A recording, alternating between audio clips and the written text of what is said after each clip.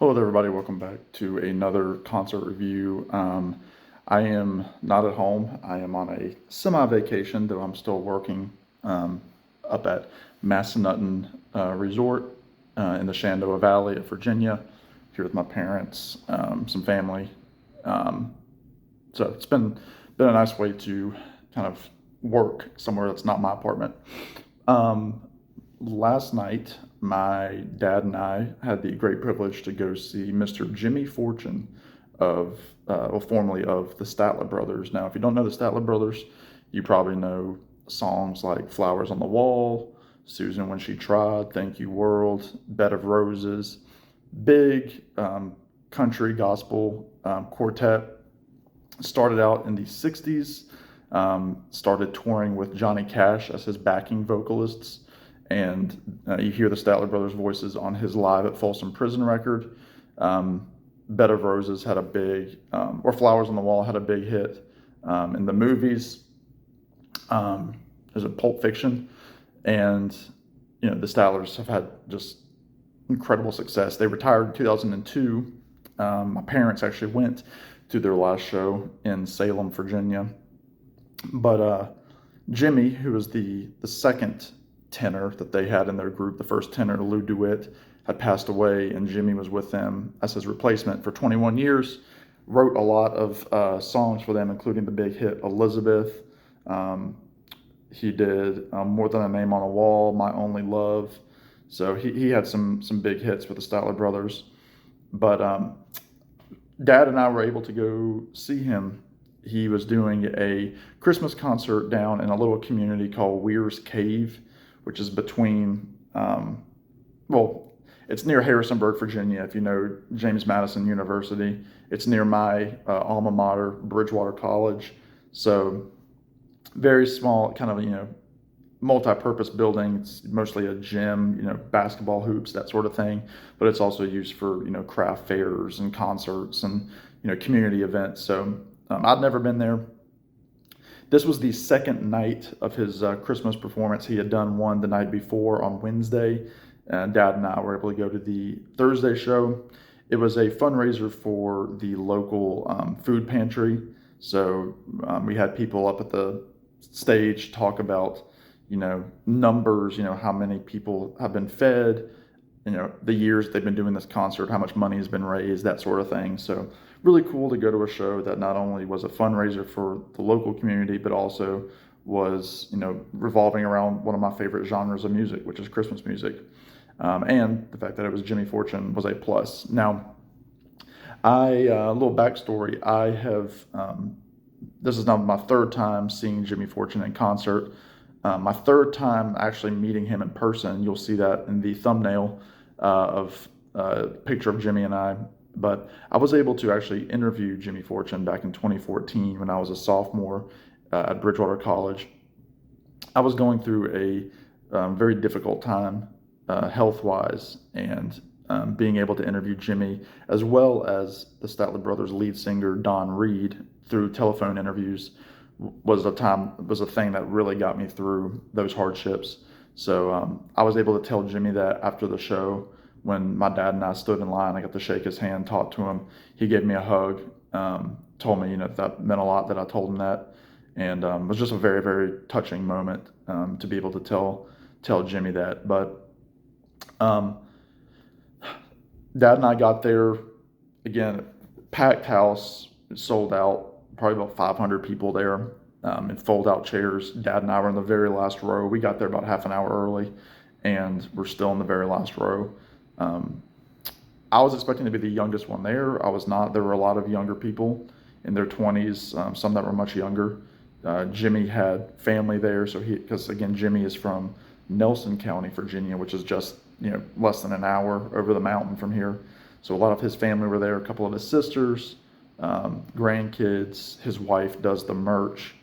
Don Reed of the Statler Brothers was there with some of his family, who I've also met in person. Wasn't able to catch him last night. He left before the show ended. But very, very cool to be there with all of that, history of the Statler Brothers. Again, originally from Stanton, Virginia, which is right around where I'm staying right now. So Jimmy got up there. He had a full band with a lot of accolades under the belt. I mean, Jimmy's been performing now for close to 40 years himself, if over 40 years now. And he had a fiddle player who toured with Martina McBride and Reba McEntire for 20 years. Her husband was the drummer who is in the current touring version of Pure Prairie League, the country pop band, country rock band. His bass player is a producer, and then his lead guitarist, who was fantastic, played a mean Fender Telecaster. Apparently, Marty Stewart has said that he's the best, if not one of the best, guitar players right now in Nashville. So a lot of chops up on the stage. Jimmy's no slouch himself. Jimmy can play some lead guitar licks pretty well. I always forget that when I see him, that he can play, a lead on his acoustic guitar. His voice is fantastic still. Even though it seemed like he was fighting a slight cold, he belted out, big Christmas hits, Oh Holy Night, Silent Night. He sang Jingle Bells. He brought one of his granddaughters up on the stage to play that with him. He did Old Toy Trains, the Roger Miller tune, which he talked about, being able to know Roger Miller back in the day, and played a couple of original Christmas tunes that he's written over the years. The second song of the night was a Statler Brothers tune that he wrote for their second Christmas album called Christmas Country Style. Look that song up. It's a fantastic country Christmas tune, great harmonies. I highly recommend it. Again, he also did in the Statler Brothers songs that you want to hear. He did a version of Flowers on the Wall, even though he was not on that original recording. That was the original Statler Brothers with Lou DeWitt. But he did that fantastic version of that. He did, Elizabeth, More Than a Name on a Wall, My Only Love, all that stuff. Sounds fantastic. Again, at 70 years old, it's hard to get the notes that he was hitting for anybody. So fantastic. I know my dad mentioned that his version of Mary Did You Know was one of the favorite. I think his dad said it was the best version of that song that he's ever heard. But he also did some covers. He allowed his band to do a song apiece. So the drummer sang, Amy by Pure Prairie League. The fiddle player sang an original tune of hers.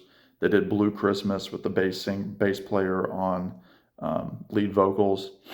Jimmy also did a version of This Old Guitar by John Denver, which was fantastic. Sounded so good.